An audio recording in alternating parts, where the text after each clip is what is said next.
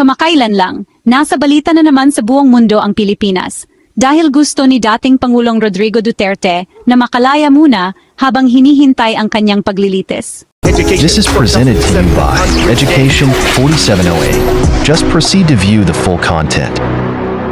May mga taong nakakakita sa kanya bilang isang malakas na leader. Ang iba naman ay bilang isang taong dapat managot sa ilang mahigpit na patakaran. Alin man dito, ang kasong ito ay nagbubukas ng malalaking katanungan tungkol sa batas, politika, at kung ano ang tama at mali. Si Rodrigo Duterte ang naging Pangulo ng Pilipinas mula 2016 hanggang 2022. Kilala siya sa kanyang matigas na paninindigan laban sa illegal na droga na kinakasangkutan ng mga pagsalakay ng pulisya, nakalulungkot, maraming pagkamatay. Ang war on drugs na ito ay pinuri ng ilan sa Pilipinas, ngunit hindi ito nagustuhan ng ibang mga bansa. Ang International Criminal Court, na kilala rin bilang ICC, ay nagsimulang tumingin dito noong 2018 at nagsimula ng isang buong investigasyon noong 2021. Pagkatapos umalis sa pwesto ni Duterte, nagsimulang pag-usapan ng mga tao kung maaari siyang arestuhin, ipadala sa ICC at litisin. Ngayon, may bagong tanong, dapat ba siyang pakawalan muna habang hinihintay ang desisyon ng korte? Sa batas internasyonal, ang interim release ay nangangahulugang ang isang taong akusado sa isang krimen ay maaring pansamantalang palabasin ng kulungan habang hinihintay ang paglilitis. May mga tuntunin ang ICC tungkol dito na tinatawag na Rome Statute, hindi madaling makalaya. Maraming bagay ang tinitingnan ng korte. Malamang ba natatakas ang tao? Susubukan ba nilang pakialaman ang mga saksi o ebidensya?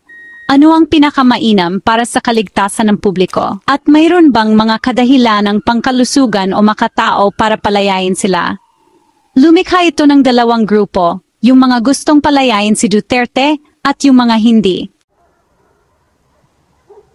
Tingnan natin kung bakit gusto ng ilang tao na mapalaya si Duterte.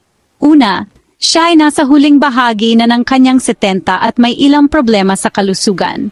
Dahil dating Pangulo siya, sinasabi nilang hindi siya malamang natatakas at ang pagkulong sa kanya ay maaaring kalupitan dahil sa kanyang edad at kalusugan.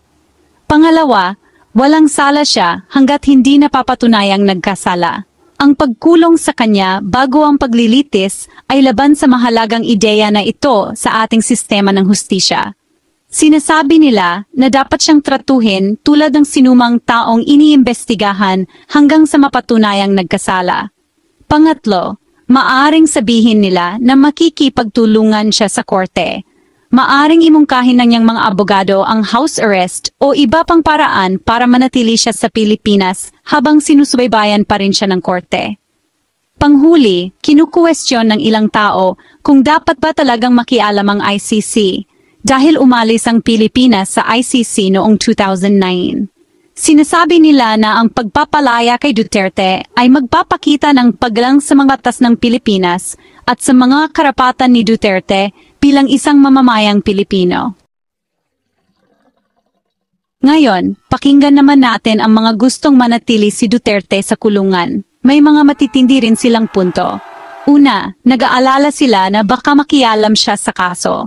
Marami pa ring kaibigan si Duterte sa pulisya, militar at korte.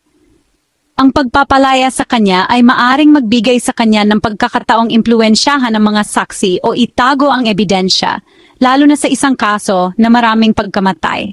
Pangalawa, iniisip nilang baka tumakas siya at hindi makipagtulungan. Kahit na nakatira siya sa Pilipinas, sinabi niyang hindi niya iniisip na may kapangyarihan ang ICC sa kanya. Sinabi pa niya ang mga katulad ng, hindi ko kailanman papayagan ang sinumang dayuhan na litisin ako. Dahil dito, iniisip nila na baka hindi siya makipagtulungan. Pangatlo, napakaseryoso ng mga akusasyon. Ang crimes against humanity ay ilan sa mga pinakamalalang krimen sa batas internasyonal. Ang pagpapalaya sa kanya ay magmumukhang hindi gaanong mahalaga ang mga krimeng ito at magpapadala ng maling mensahe sa ibang mga leader.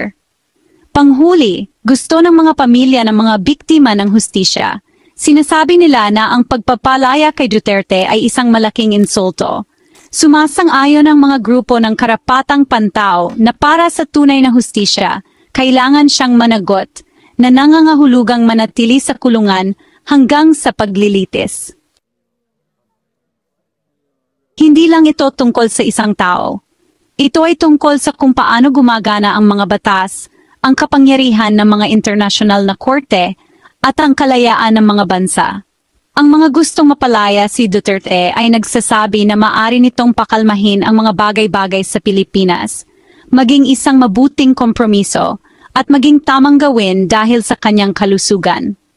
Ang iba ay nagsasabi na ito ay magtatakda ng masamang halimbawa, magmumukhang mahina ang ICC, at hihikayatin ang ibang mga leader na gumawa ng masasamang bagay dahil alam nilang maiwasan nilang managot. Ano man ang iyong iniisip, ang kasong ito ay magkakaroon ng malaking epekto sa internasyonal na hustisya sa Timog Silangang Asya.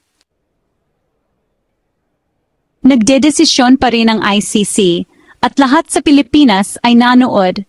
Babaguhin ng kasong ito kung paano gumagana ang internasyonal na hustisya sa Timog Silangang Asya. Dapat ba siyang palayain o dapat ba siyang manatili sa kulungan hanggang sa kanyang paglilitis? Sabihin sa amin kung ano ang iyong iniisip sa mga komento sa ibaba. At huwag kalimutang mag-like, mag-subscribe, at i-click ang bell para sa higit pang mga video tungkol sa politika, batas, at hustisya sa Pilipinas at sa buong mundo.